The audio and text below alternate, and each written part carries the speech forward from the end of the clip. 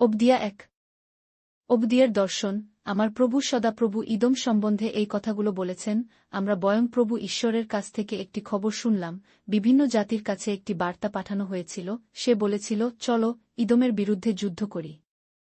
ইদম, আমি তোমাকে ক্ষুদ্রতম জাতিতে পরিণত করব, প্রত্যেকে তোমাকে ঘৃণা করবে।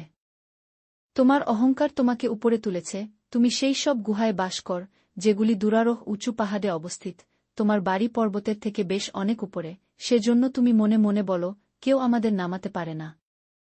প্রভু ঈশ্বর এই কথাটি বলেছেন, তুমি যদিও ঈগলের মতো উঁচুতে ওডো এবং তারাদের মধ্যে তোমার বাসা করে রাখো, তাহলেও আমি সেখান থেকে তোমাকে নিচে নামাব। সত্যিই তোমার বিনাশ হবে। চোররা তোমার কাছে আসবে, আর ডাকাতরা রাত্রিবেলায় আসবে। ওই চোরেরা যা চায় তার সবই নিয়ে যাবে।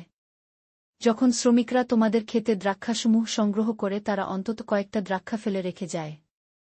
কিন্তু সেওরা এশৌর, ইদমের অধিবাসীরা এশৌর বংশধর, লুকোনো গুপ্তধন তন্ন তন্ন করে খুঁজবে এবং তারা সবই খুঁজে পাবে।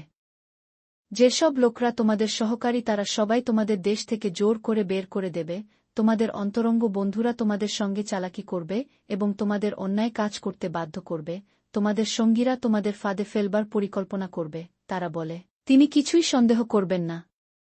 প্রভু বলেছেন, ওই দিন আমি জ্ঞানী লোকদের ধ্বংস করব, আমি এশৌর পর্বতের বুদ্ধিমান লোকদের ধ্বংস করব।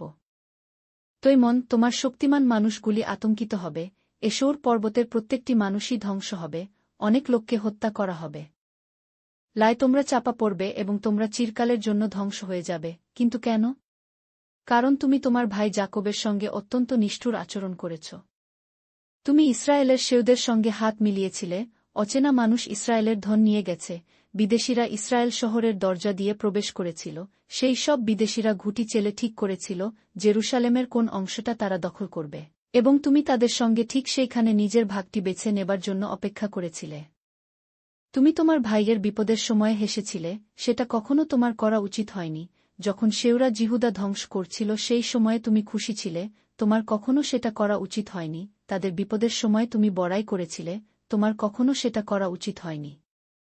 তোমরা আমার প্রজাদের শহরের দরজা দিয়ে প্রবেশ করেছিলে এবং তাদের সমস্যা দেখে তোমরা হেসেছিলে, তাদের সমস্যার সময়ে তোমাদের কখনো সেটা করা উচিত হয়নি। তাদের বিপদের সময়ে তোমরা তাদের ধনসম্পদ নিয়ে নিয়েছিলে, তোমাদের কখনো সেটা করা উচিত হয়নি।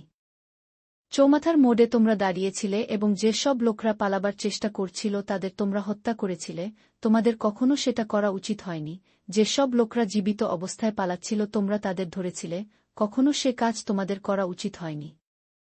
সব জাতির উপর প্রভুর দিন আসছে, তোমরা অন্যদের প্রতি যা খারাপ কাজ করেছিলে, তোমাদের প্রতিও সেগুলি ঘটবে, ওই একই খারাপ জিনিস তোমাদের মাথাতেও পড়বে। ওই একই মন্দ বিশ্বাসগুলি তোমাদের মাথার উপর এসে পড়বে। কেন? কারণ তোমরা আমার পবিত্র পর্বতের উপর রক্তপাত ঘটিয়েছ, তাই অন্যান্য জাতিরা তোমাদের রক্ত ঝরাবে, তোমরা শেষ হয়ে যাবে, মনে হবে যেন তোমাদের কোনো অস্তিত্বই ছিল না।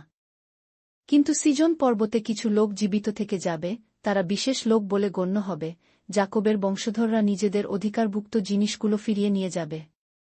জাকবের পরিবার আগুনের মতো হয়ে উঠবে, যোসেফের জাতি হবে অগ্নিশিখার মতো, কিন্তু এশৌর উপজাতিরা হবে তৃণের মতো। জিহুদাবাসীরা ইদমকে পুড়িয়ে ফেলবে, জিহুদাবাসীরা ইদমকে ধ্বংস করে দেবে, তখন এশৌর উপজাতির মধ্যে কেউ জীবিত থাকবে না। কেন? কারণ প্রভু ঈশ্বরই এই কথাটি বলেছেন।